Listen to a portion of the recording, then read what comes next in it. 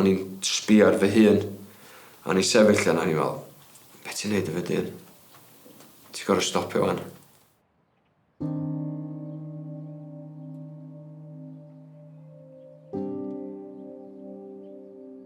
Yn tyfu fyny yn Caernarfon a fatha bob un hogyn ifanc arall yn trio cwrw am tro gynta.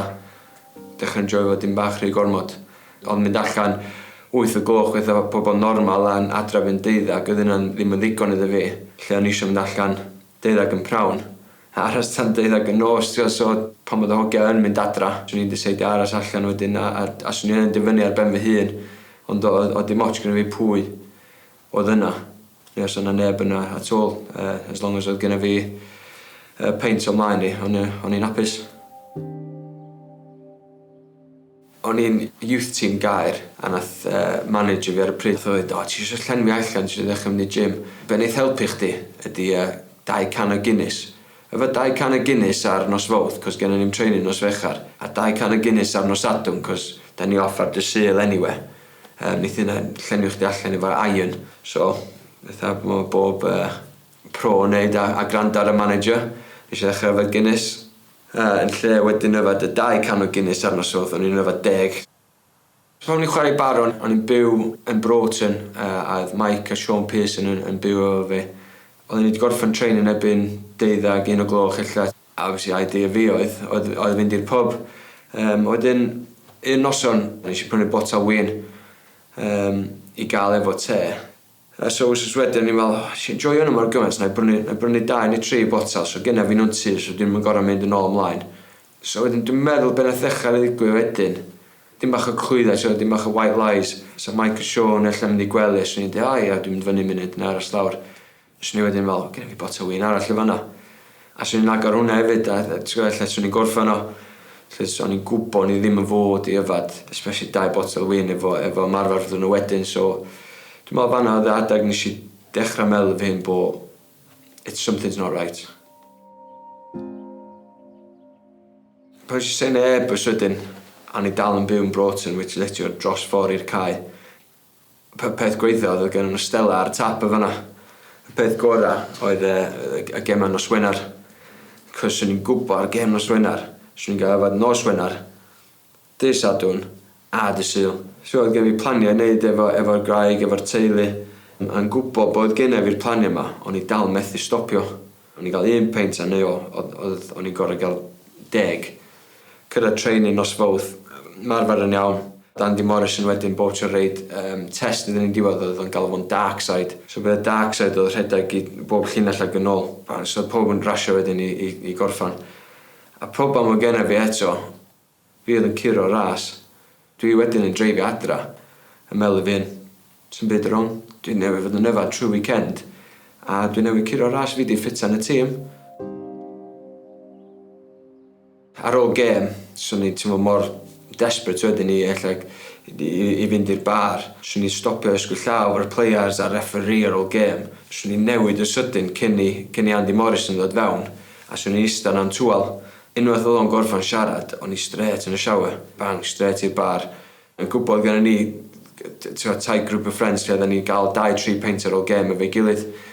But be o'n i'n trio wneud oedd trio gael 2-3 peint cyn i nhw ddod fewn.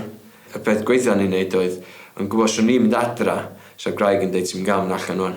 So be o'n i'n wneud, o'n i'n rhaid dillad yn y car. O'n i'n newid o'r tracksuit, straight o'n i'n dillad, a straight i'r pub. So eto, wel, mae'n dod fewn lle o'n i'n dechrau cuddiad pethau, deud dim bach o chwydda i lle o'n i. Os hi'n ffonio fi, so ni'n deud, Andy Morrison di gadael ni fewn y fanna mawr. Lle, yn reality, oedd ni wedi siarad am 5 munud, o'n i'n y bar. Yn ffodus allan o'n illa nath dad farw. Which nath really itio fi, oedden ni really agos. Ffrindiau gorau, oedden ni newid fod i ffwrdd efo'i gilydd actually yn Nashville yn watchad Kenny Rogers oedd favourites ni, dal di favourites fi. So nath hynna really itio fi'n galad. Efo wedyn troi o fod yn y happy drunk really, a bod tro'n gael hwyl i wedyn fod yn quite sad. A ni bob tro meddwl, y by'r nesa yma yn cael gwared o'r poen. Ond oedd y byth yn, so ni'n meddwl, un arall. Dwi ond yn sbio wan a'n gwbo bod y poen na byth yn mynd I ffwr anyway. Dio dal wedi mynd I ffwr rwan. A neitho ddim so oedd gael un arall byth yn mynd I weithio. Ond ar y pryd o'n i'n meddwl oedd yn mynd I. Bys o'n i'n cerdded lawr y stryd o'n os o'n i'n torri gwall, os o'n i'n cerdded pasio'r pub, os o'n i'n fel, na, dim eddiw. Erbyn I ddod allan o gael torri gwall, os o'n i'n oce, na gael un. Un bach, neith hynna'n neud byd. A unwaith o'n i'n gael yr un gynta, oedd 1, 2, 3, 4, 5. Oedd hi'n 9 gloch i'n mynd adra. A nos fechar, manager fi ar y pryd Andy Morris yn o tynnu fi fewn. Nath o fynd, sa'n pwynt I fi rili ditha chdi be I wneud, cos dwi'n gwybod ti'n mynd gwrando. Mae'n wbath yn gorau newid, ond unless ti eisiau newid, neud I byth newid. A dyna ffrindiau da fi, Mike a Sean, un noson, text fi, dweud, ti di mitio ni yn y teladi yn St Asaph, o'n i am wbeth I fita. Nath ni eistedd lawr a dyn fatha bod ni'n hogyn drwg yn ysgol. Tydw an, sort o dyn allan, ti'n misio wneud hyn, mae mam chdi'n poeni, mae chwiorydd chdi'n poeni, ti'n misio wneud hyn, ac os ti'n misio wneud hyn iddyn nhw. O'n i'n cytuno hwnnw, o bob dim oedd nhw yn deud. Yn wir, a oedd rhywbeth yn gorau newid, dreifio o'na. Erbyn I fi cyrraedd Rheall Hill, so 5 munud o siwrna, unig beth oedd yn meddwl fi'n mynd allan. So when dwi'n troi off am Holywell, mae te fi fanna, neu mae'r pub y fanna, dwi'n mynd straight i'r pub.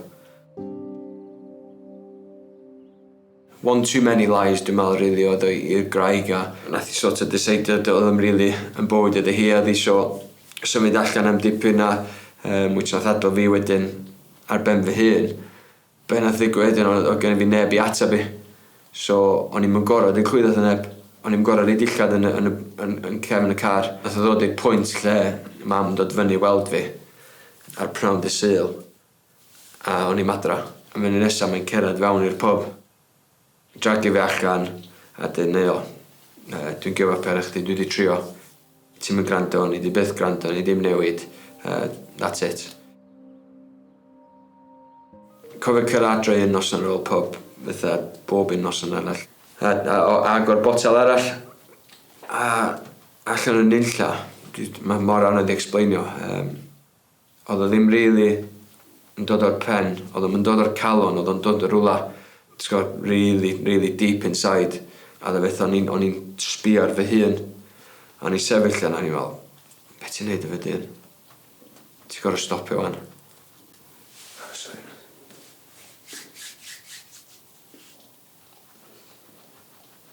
O munud yna, eisiau y botel lawr, sefyll yna am few minutes yn meddwl, be dwi'n neud I fi hyn, be dwi'n neud I pob. Colli pob, colli teulu. Amdan be.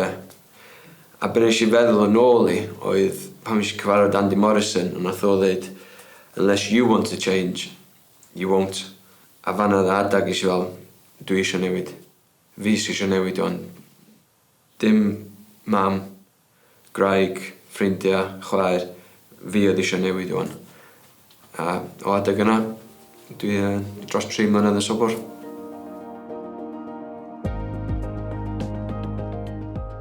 Mae nickname fi di newid o'n o Fun J I Boring J, which is quite funny. A dwi'n gallu cymeryd yna.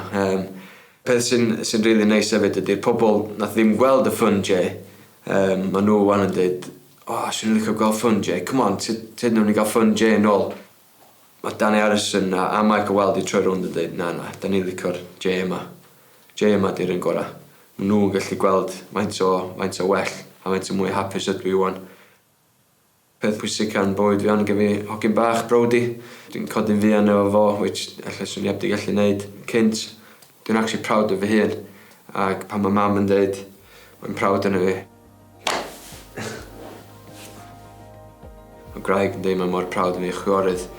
Dweud mae'n mor proud yna fi. Mae'n really teimlad mor neis. A ti'n chwarae, swn i'n licio sa dad yn gallu gweld y fersiwn yma o fi.